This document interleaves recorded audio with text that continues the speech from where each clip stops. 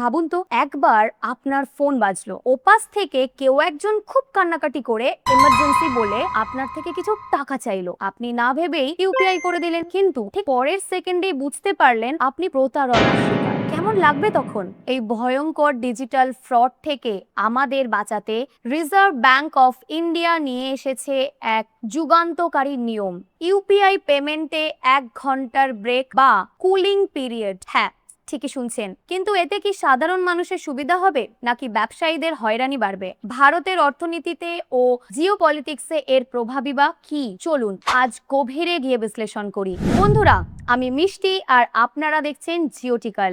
এখানে আমরা ভারতের অর্থনীতি, পলিসি ও জিও পলিটিক্স নিয়ে সব থেকে সহজ ভাষায় আলোচনা করি।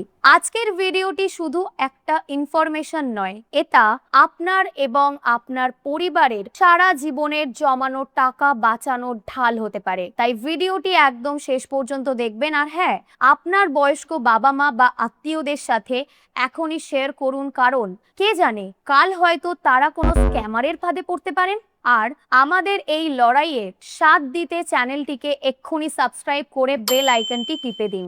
আপনারা জানেন 2016 সাল থেকে ভারতের ডিজিটাল পেমেন্টের ছবিটা একদম বদলে গেছে। 2016 সালে যেখানে মাত্র 18 মিলিয়ন ট্রানজাকশন হতো, আজ তা বেড়ে 218 বিলিয়নে দাঁড়িয়েছে। কোভিডের সময় থেকে এর ব্যবহার হুহু করে বেড়েছে। আজ দুনিয়ার 50% রিয়েল টাইম পেমেন্ট শুধু আমাদের ভারতেই হয়। কিন্তু এই বিপুল সাফল্যের একটা অন্ধকার দিকও আছে। ইউপিআই এর সবচেয়ে বড় শক্তি হলো এর স্পিড বা দ্রুততা। পলক ফেলার আগেই টাকা ট্রান্সফার হয়ে যায়, আর এটাই এর সবচেয়ে বড় দুর্বলতাও বটে। কারণ একবার টাকা চলে গেলে তার ফেরানো বা ক্যান্সেল করা যায় না। স্ক্যামাররা এই সুযোগটাই নেয়। তারা আপনাকে ইমোশনাল ব্ল্যাকমেইল করে ভয় দেখায় যে আপনার অ্যাকাউন্ট ব্লক হয়ে যাবে, বা লটারির লোভ দেখায়। তারা আপনার মধ্যে একটা প্যানিক ও তাড়া তৈরি করে যাতে আপনি ভাবার সময়ই না পান। আর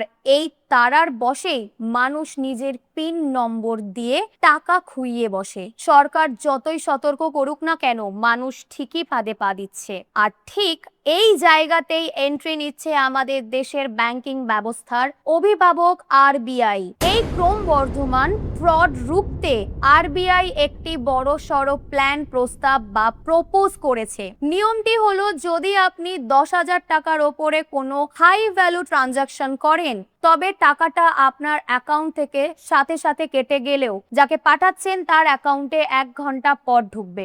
এই 1 ঘন্টা টাকাটা মাঝপথে একটা টেম্পোরারি হোল্ডিং লেয়ার বা এসক্রো সিস্টেমে আটকে থাকবে। কিন্তু কেনই 1 ঘন্টা? এটা কোনো টেকনিক্যাল সমস্যা নয়, এটা সম্পূর্ণ ইচ্ছাকৃত একটি পলিসি বা বিহেভিয়ারাল ইন্টারভেনশন। ক্যামাররা যে তারা বা আর্জেন্সি তৈরি করে এই 1 ঘন্টার সময় সেই সাইকেলটাকে ভেঙে দেবে। একবার টাকা পাঠানোর পর অন্তত 5 থেকে 10 মিনিট ভাবার সময় পেলে আপনি নিজের ভুল বুঝতে পারবেন, পরিবারের সাথে কথা বলতে পারবেন। বুঝতে পারলেই আপনি ট্রানজাকশন বাতিল করে টাকা ফেরত পেতে পারেন। আপনাদের মনে হতে পারে কেন শুধু 10,000 টাকার ওপর? এর কারণ হলো ছোটখাটো হাত খরচের জন্য যাতে মানুষের সমস্যা না হয়। সমীক্ষায় দেখা গেছে মাত্র 45% ফ্রড কেস 10,000 টাকার ওপর হয় ঠিকই, কিন্তু মোট আর্থিক ক্ষতির 98%ই এই বড় ট্রানজাকশন গুলো থেকে হয়। তাই এই একটি নিয়মে ভারতের 98% আর্থিক লোকসান বাঁচানো সম্ভব। তবে শুধু 1 ঘন্টার ব্রেক নয়, সাধারণ মানুষের হয়রানি কমাতে আরবিআই আরো কিছু চমৎকার সেফটি ফিচার প্রস্তাব করেছে, যেমন হোয়াইট লিস্টিং। আপনি আপনার পরিবার বা বিশ্বস্ত মানুষদের নম্বর আগে থেকেই সেভ করে রাখতে পারেন।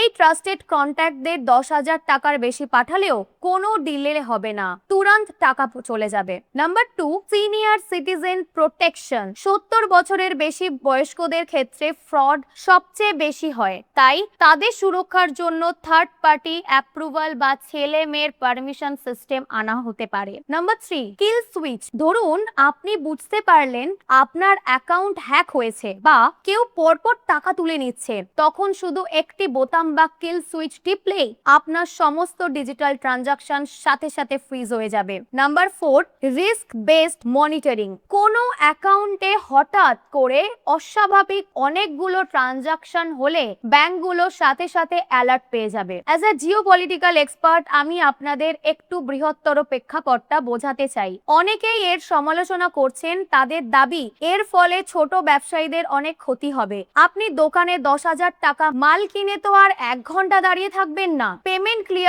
হওয়ার জন্য। এর ফলে ফাইন্যান্সিয়াল ইনফ্লেশন বা গ্রামে গঞ্জে ইউপিআই এর যে অগ্রগতি হয়েছে তা কিছুটা থমকে যেতে পারে। কিন্তু গ্লোবাল কর্পোরেশন বা আন্তর্জাতিক বাজারের দিকে তাকালে দেখবেন ভারত একা নয়। ইউনাইটেড কিংডম, ইউরোপিয়ান ইউনিয়ন, এমনকি সিঙ্গাপুরেও নতুন কাউকে টাকা পাঠানোর ক্ষেত্রে এই ধরনের কুলিং পিরিয়ড বা স্ট্রং অথেন্টিকেশন প্রসেস চালু আছে। ভারত আজ গ্লোবাল ডিজিটাল পাবলিক ইনফ্রাস্ট্রাকচারের লিডার হতে চলেছে। ইউএই, সিঙ্গাপুর, ফ্রান্সের মতো দেশ আমাদের ইউপিআই সিস্টেম গ্রহণ করছে। ভিসা বা মাস্টার কার্ডের মতো পাশ্চাত্যের একচেটিয়া দাদাগিরিকে সরাসরি চ্যালেঞ্জ জানাচ্ছে ভারতের ইউপিআই। তাই গ্লোবাল লেভেলে সিস্টেমটাকে সুরক্ষিত এবং ভরসাযোগ্য প্রমাণ করতে ভারতের জন্য এই অ্যান্টি ফ্রড পলিসিগুলো অত্যন্ত গুরুত্বপূর্ণ।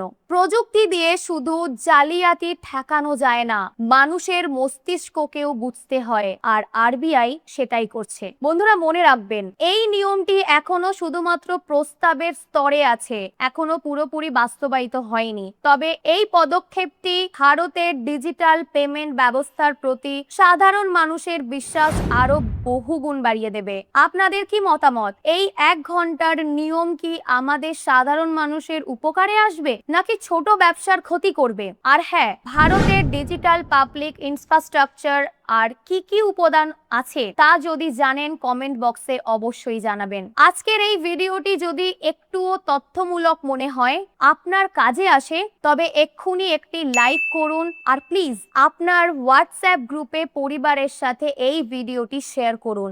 আপনার একটি শেয়ার হয়তো আপনার পরিচিত কারোর বহু কষ্টের জমানো টাকা স্ক্যামারদের হাত থেকে বাঁচাতে পারে। এইরকম আরো দুর্দান্ত জিওপলিটিক্যাল এবং ইকোনমিক আপডেটের জন্য জিওটিক্যাল চ্যানেলটিকে সাবস্ক্রাইব করতে একদম ভুলবেন না। আমি মিষ্টি আজকের মতো বিদায় নিচ্ছি। সবাই সাবধানে থাকবেন, সুরক্ষিত থাকবেন। জয় হিন্দ।